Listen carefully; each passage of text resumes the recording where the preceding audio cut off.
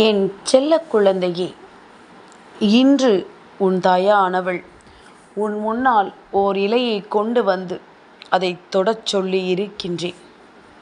என் குழந்தையே, என்னை நன்கு உணர்ந்த பிள்ளைகளாக இருக்கும் பட்சத்தில் இது என்ன இலை, எதற்காக அம்மா இன்று தொடச் சொல்லி இருக்கிறேன் என்பது சட்டென்று புரிந்திருக்கும். இல்லாத பட்சத்தில் இவளுக்கு வேறு வேலை இல்லை என்று நினைக்கின்ற பிள்ளைகளுக்கு அது என்னவென்று கடைசி வரையிலும் தெரிய போவதும் இல்லை. இதனால் கிடைக்கக்கூடிய பலன்கள் அவர்களை வந்து சேரப்போவதும் இல்லை. தன்னை சுற்றி என்ன நடந்து கொண்டிருக்கின்றது என்பதனை இன்னமும் சரியாக புரிந்து கொள்ள முடியாதவர்கள்தான் இதையெல்லாம் உணர்வதற்கு தகுதியற்றவர்கள். தன் வாழ்க்கை இது, தான் வாழ்ந்தாக வேண்டும் என்று நினைக்கின்ற பிள்ளைகளுக்கு தெய்வம் தன் முன்னால் வந்து நிற்கும் பொழுது, ஓர் விஷயத்தை எடுத்துச் சொல்லும் பொழுது அது என்னவென்று நிச்சயமாக புரிந்துவிடும். இத்தனை காலம் என் பிள்ளை என் முன்னால் நீ நின்று கொண்டிருந்த ஒவ்வொரு நொடிப்பொழுதிலுமே நான் உன்னோடு இருந்து உனக்கான அத்தனை நம்பிக்கைகளையும் உன் கைகளில் கொண்டு வந்து தந்து கொண்டிருக்கின்றேன். என்ன நடந்தாலுமே, எது வந்தாலுமே, கடைசியில் இந்த வாழ்க்கை உனக்கு என்ன கொடுக்கும் என்று நீ பார்த்தாயானால் தெய்வத்தினால் ஏதாவது ஒரு நல்லது உனக்கு நடந்ததாக இருக்கும். தெய்வம் உனக்கு வாழ்க்கையில் நீ கேட்ட ஒன்றை கொடுத்ததாக இருக்கும். சுற்றி இருக்கின்ற இந்த மனிதர்களும் உன்னை சூழ்ந்து வந்த சோதனைகளும் உன்னை போட்டு பாடாய்படுத்தி எடுத்தது எல்லாம் போதும். இனி இந்த வராகி ஒட்டு மொத்தமாக உன்னுடைய வாழ்க்கையை ஆட்சி செய்ய போகின்றாள். நானும் என் பிள்ளைக்கு நாம் சொல்கின்ற வார்த்தைகளிலிருந்து நல் தெளிவு கிடைத்துவிடும், அதை பிடித்து கொண்டே என் பிள்ளை மேலே வந்துவிடும் என்று நினைத்திருந்தேன். ஆனாலும் சுற்றி வருகின்ற ஒவ்வொரு சூழ்ச்சிகளுமே உன்னை போட்டு பாடாய்படுத்தி எடுப்பதை பார்க்கும் பொழுது இதற்கு மேலும் இந்த தீய விஷயங்களுக்குள் உன்னை விட்டு வைக்க உன் தாயானவள் எனக்கு விருப்பமில்லை. அதனால்தான் அம்மா எப்பொழுதுமே தன்னை பற்றி மட்டுமே உன்னிடத்தில் பேசுவதில்லை. நான் என்னை பற்றி மட்டுமே உன்னிடத்தில் பெருமை பாடுவதில்லை. எந்த தெய்வங்களாயினும் சரி, அந்த தெய்வங்களுக்கு உகந்த நாட்கள் வரும் பொழுது, அவர்களை தேடிச் செல்லும் பொழுது சர்வ நிச்சயமாக உனக்கான விருப்பங்கள் அத்தனையும் உன்னை வந்து சேர்வதை உன்னால் புரிந்து கொள்ள முடியும். நினைத்த விஷயங்கள் அத்தனையும் நாம் ஆசைப்பட்டது போல கையில் கிடைக்க வேண்டும் என்றால் அத்தனை தெய்வங்களின் மீதும் உனக்கு நம்பிக்கை இருக்க வேண்டும். என் பிள்ளையே, உனக்கு நான் சொல்ல வேண்டிய அவசியமில்லை. தெய்வம் ஒன்றுதான். என் பிள்ளையே, ஒவ்வொரு விதமான அசுரர்களை அழிக்கவும், ஒவ்வொரு விதமான தீமைகளை இந்த உலகத்திலிருந்து வெளியேற்றவும் ஒவ்வொருவரும் எடுத்த ரூபங்கள்தான் ஒவ்வொரு அவதாரங்கள். இதனை புரிந்து கொண்டால் நிச்சயமாக நான் அந்த தெய்வத்தை வணங்குவேன், இந்த தெய்வத்தை வணங்குவேன் என்று ஒருபோதும் சொல்லிக் கொண்டிருக்க மாட்டார்கள்.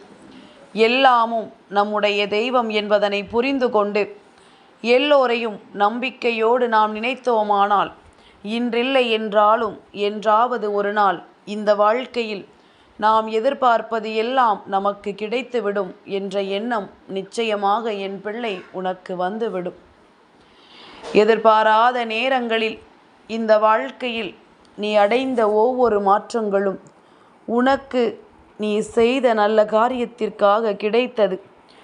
பாவங்களை சேர்த்து வைத்தால் உனக்கே தெரியும், இந்த வாழ்க்கையில் மேலும் பல பாவங்கள் தான் உன்னை வந்து சேரும் என்று. அதையும் தாண்டி உனக்கு ஒரு நல்லது நடந்தால் கூட அதிலிருந்து உனக்கு எந்த நன்மைகளும் கிடைக்கப் போவதில்லை என்பதனை நீ புரிந்து கொள்.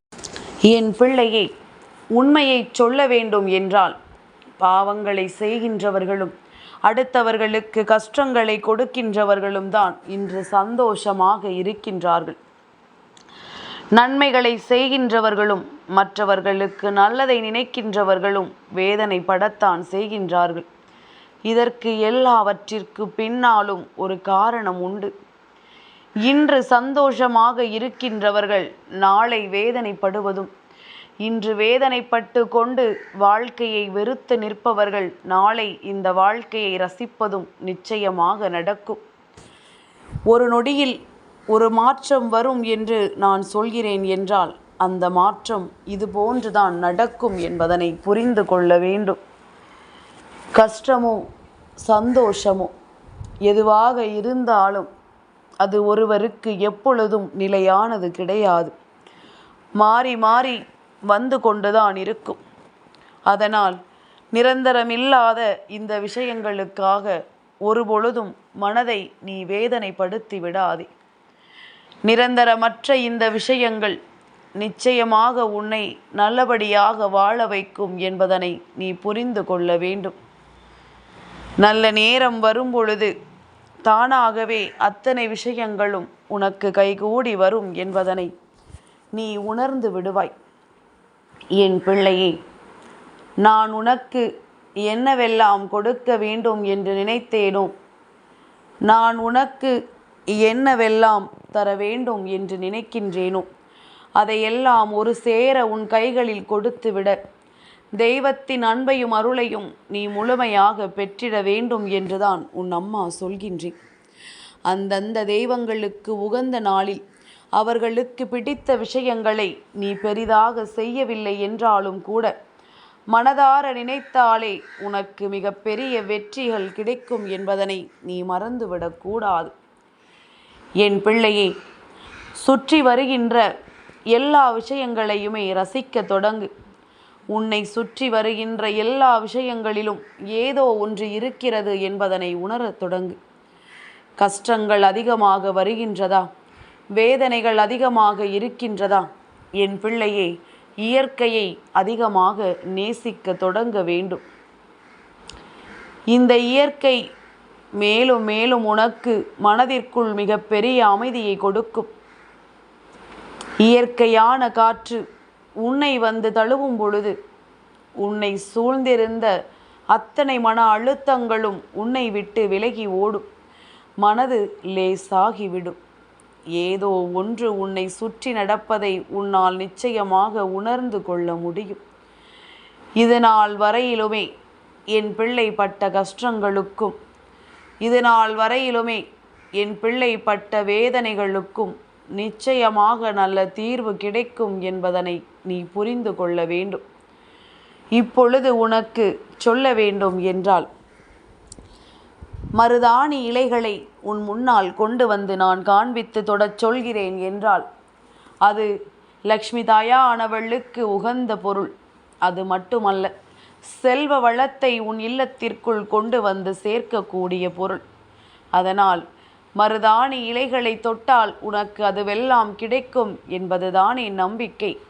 அதுபோல அரச இலையை தொடும் பொழுது விநாயக பெருமானுக்கு உகந்த இலையாக அதை நீ நினைக்கிறாய். அதே நேரத்தில் வில்வ இலையை தொடும் பொழுது சிவபெருமானுக்கு உகந்த இலையாக அது உன் கண்ணில் படுகின்றது. இப்படியாக ஒவ்வொரு விஷயங்களும் அந்தந்த தெய்வங்களுக்கு உகந்த நாட்களில் நீ செய்ய நினைக்கும் பொழுது, இன்று முருகப்பெருமானுக்கு உகந்த சஷ்டி நாளில் அவருக்கு உகந்த வெற்றிலையை தொடுவதுதானே நியாயமாக இருக்க முடியும்.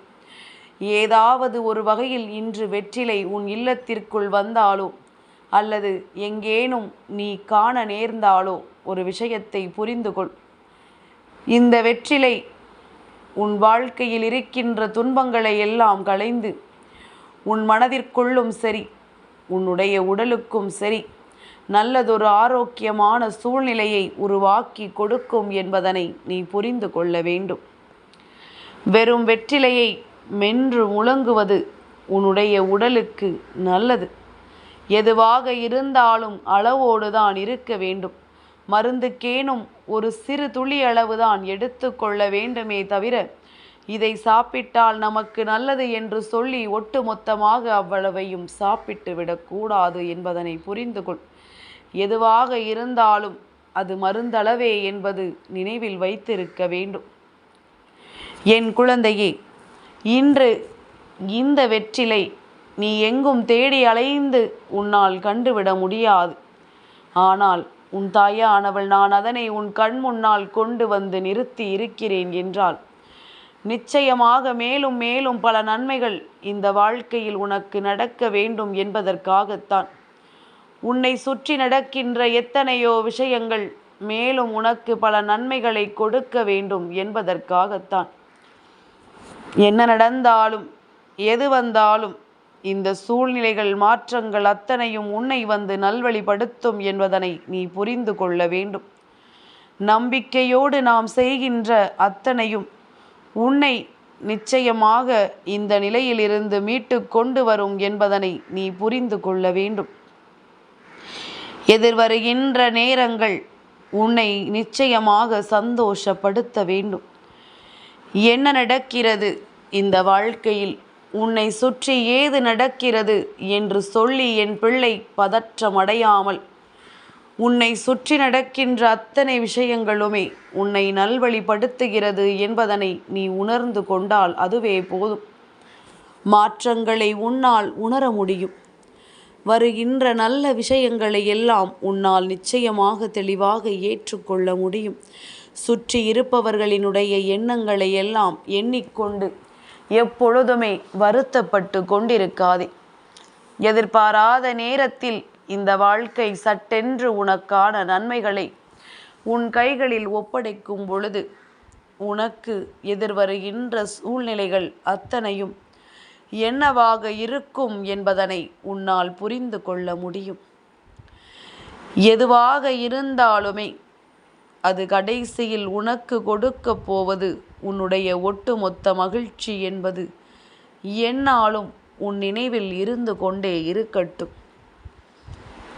துன்பமும் துயரமும் இனி உனக்கில்லை. சந்தோஷமும் மகிழ்ச்சியான தருணங்களும் இனி உனக்கானது. காலம் மாறிக்கொண்டிருக்கின்றது. உனக்கான சூழ்நிலைகளும் மாறிக்கொண்டிருக்கின்றது. சுற்றி இருக்கின்ற உறவுகளும் மாறிக்கொண்டே இருக்கிறார்கள் என்பதனை என் குழந்தை நீ புரிந்து கொள். சுயநலமிக்க இந்த மனிதர்கள் சுயநலமாக எப்பொழுதுமே வாழ்ந்துவிட நினைக்கும் பொழுது இவை எதுவும் இல்லாமல் நீயாக இருக்க கற்றுக்கொள்ள வேண்டும். நீயாக இருந்து இந்த வாழ்க்கையில் உனக்கான அத்தனை நன்மைகளையும் நீ பெற்றுக்கொள்ள வேண்டும்.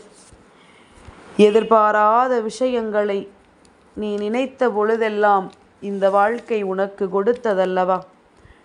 நீ கனவிலும் நினைத்திட முடியாத அளவிற்கு நன்மைகள் இந்த வாழ்க்கையில் உனக்கு நடந்ததல்லவா? இதையெல்லாம் புரிந்து கொண்டு எப்பொழுதும் போல என் பிள்ளை நீ மகிழ்ச்சியோடு இரு.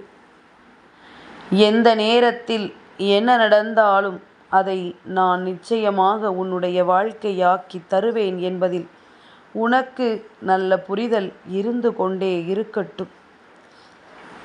எப்பேற்பட்ட தீமைகள் இந்த வாழ்க்கையில் உன்னை தேடி வந்தது என்பதனை நிச்சயமாக என் குழந்தை நீ புரிந்து கொண்டாய் அல்லவா?